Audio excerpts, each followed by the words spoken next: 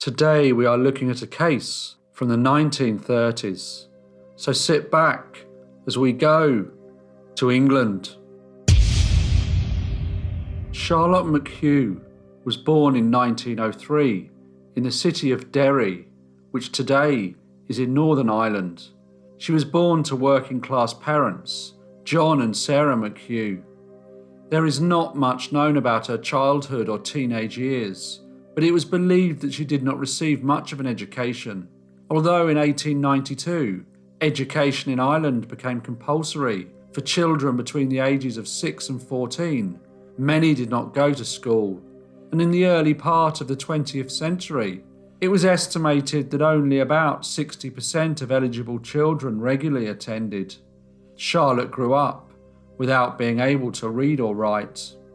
She was a pretty girl and would often be courted by the British soldiers based in Derry.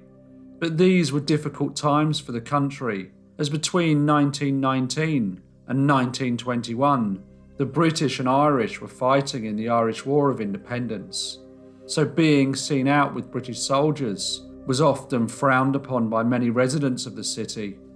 One of the soldiers she courted was a gentleman named Charlotte Bryant. He was 8 years older than Charlotte and had fought in the First World War. He was from the English county of Dorset. When Frederick returned to England, Charlotte accompanied him and they married in 1922. At the time, the country was suffering an economic depression. The initial boom following the First World War had ended, and as the demand for British goods fell, unemployment rose.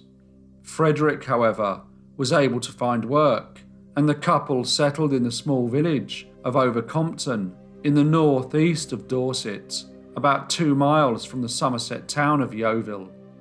Frederick was employed as a cowman, and with his position came a small cottage that he and Charlotte were able to live in. Over the next few years, Charlotte gave birth to 4 children. The country was going through a period of change. Nightclubs, jazz clubs, and cocktail bars flourished in the cities.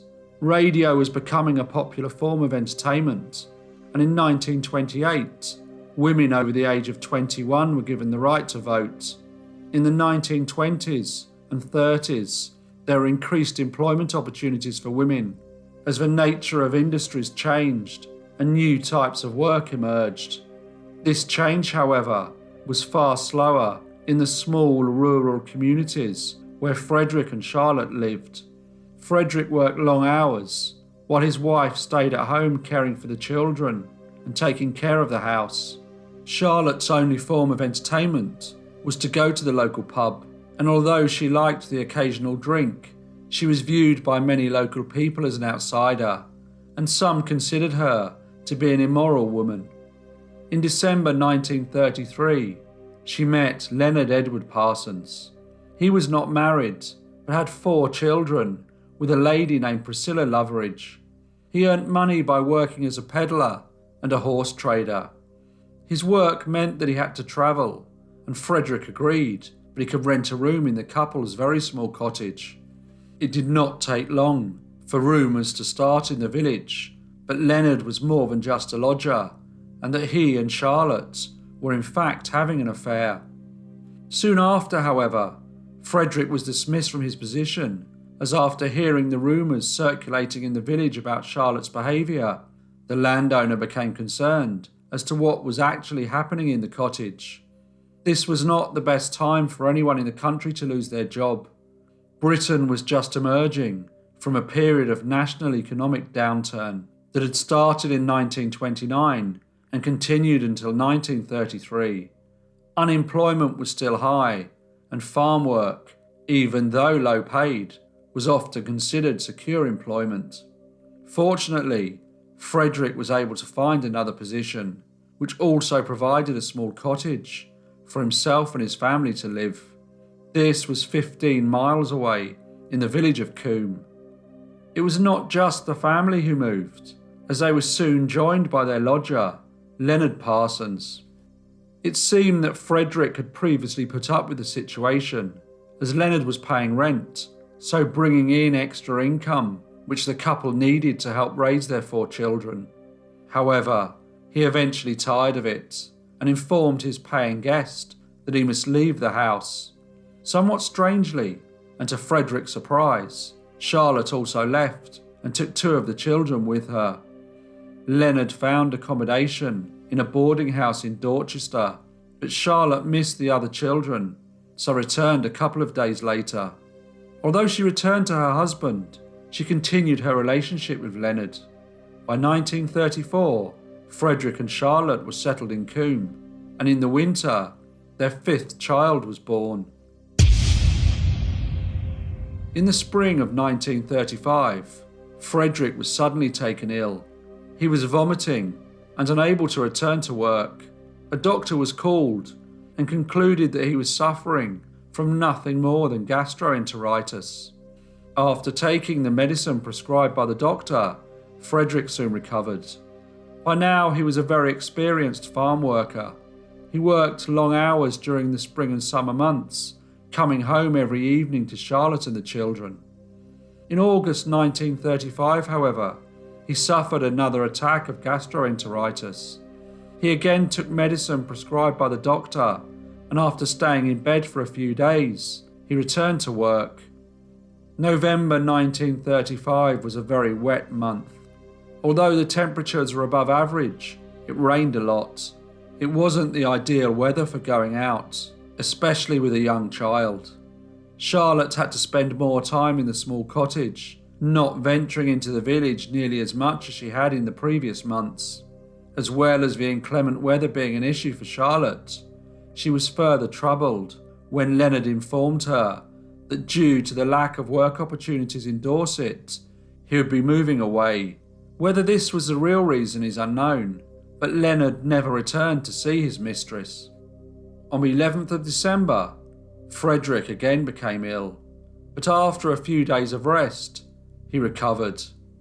Charlotte carried on looking after the home, her children, and her husband, but life in the small rural community was sometimes tedious, especially during the cold winter months. Fortunately, shortly after Leonard had left the area, she met a lady named Lucy Osler, who was a widow with 7 children. Lucy and Charlotte seemed to get on very well, and Lucy soon suggested that she and her children move into Charlotte and Frederick's small cottage. Charlotte thought that this would be good, as it would mean that she would have company during the winter. Frederick, however, was not so keen. The cottage was very small, and there was no space for Lucy and her children. Despite Frederick's reservations, Lucy moved in. On the 22nd of December 1935, Frederick was again feeling poorly. He told his wife that he had intense stomach pains, but not like before. These were much worse. Charlotte called a doctor, but Frederick's condition did not improve, and he was taken to the hospital in the nearby town of Sherborne. Frederick didn't recover and died in the afternoon of December the 23rd, 1935. He was 38 years old. A post-mortem was ordered, the results of which discovered that the previously healthy farm worker had died of arsenic poisoning.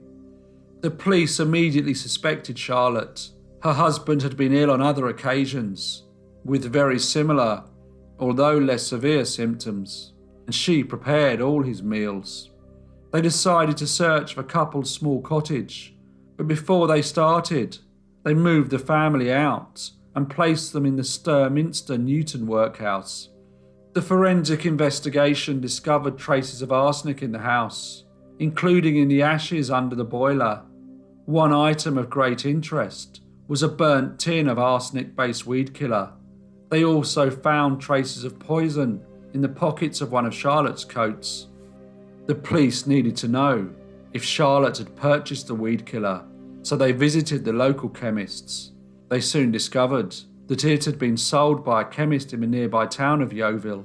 They checked the poison register and noticed that the person who had bought it had signed their name with an X. The police were aware that Charlotte was illiterate.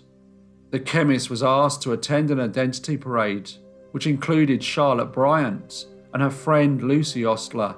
However, after looking at all the women in the lineup, the chemist told the detectives that he was unable to identify the lady who had made the purchase.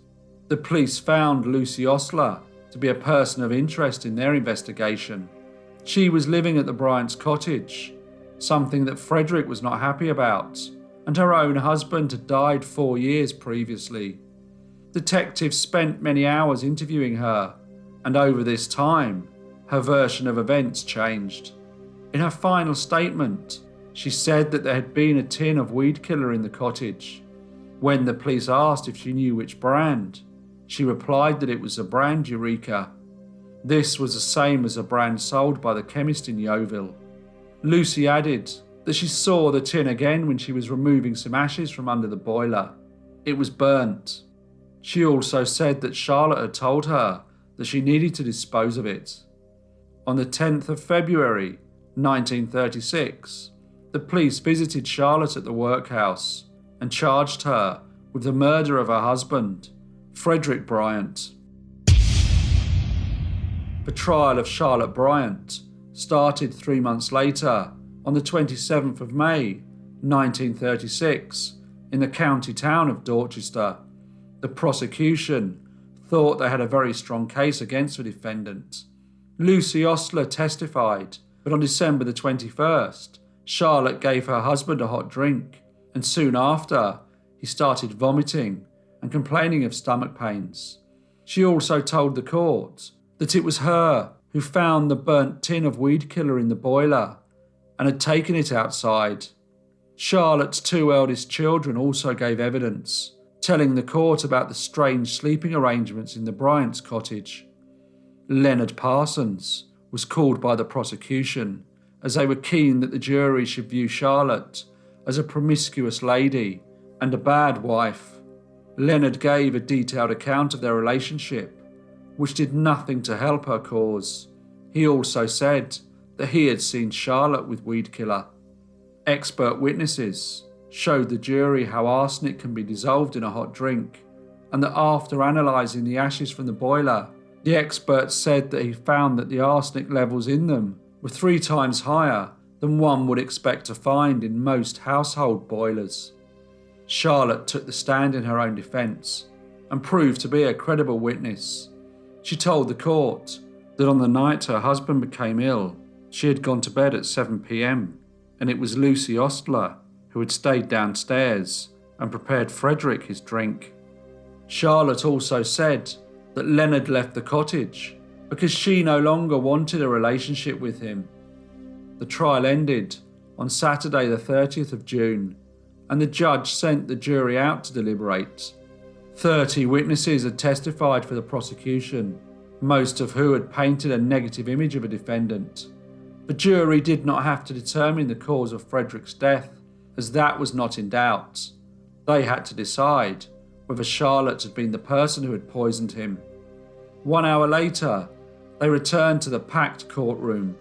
The judge then asked the jury foreman if they found the defendant guilty or not guilty.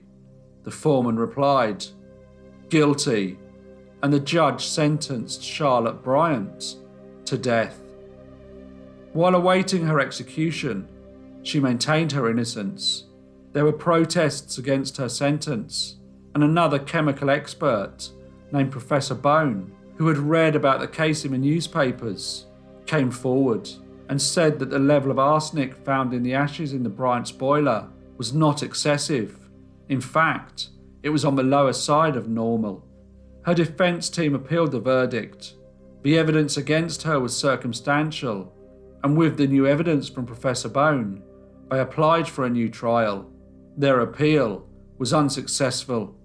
Over the next weeks, Charlotte spent her time learning to read and write and speaking with a priest. She sent a telegram to the king asking for clemency. This was ignored. She also wrote a letter where she named the person she considered responsible for the crime. However, when the letter was released, the prison authorities had crossed through the name. Many people supported Charlotte. Petitions were raised, and her case was discussed in Parliament. However, she was not granted a new trial, and her sentence was not commuted. Charlotte Bryant was hanged at Exeter Prison at 8 a.m. on Wednesday the 15th of July, 1936. She was buried in the grounds of the prison. Her 5 children were taken into the care of the County Council. Hello everyone, and thank you so much for listening. As usual, please leave any comments or feedback you may have, and I will see you in the next brief case.